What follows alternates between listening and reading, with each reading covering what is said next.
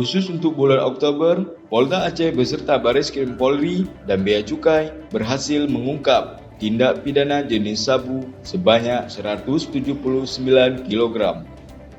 Adapun jenis narkotika yang dimusnahkan berupa ganja seberat 411 kg dan sabu seberat 36 kg jaringan internasional Malaysia Aceh yang diperoleh dari 10 orang tersangka.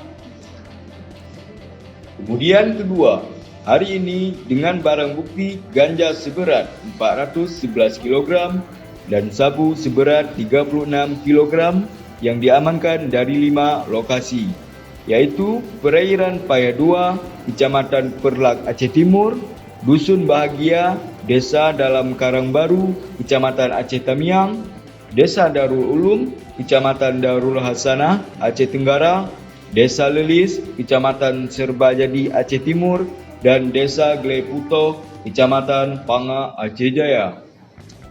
Atas perbuatannya, tersangka dikenakan Pasal 114 Ayat 2 dan Pasal 112 Ayat 2 dari Undang-Undang Nomor 35 Tahun 2009 tentang narkotika dengan ancaman hukuman pidana mati.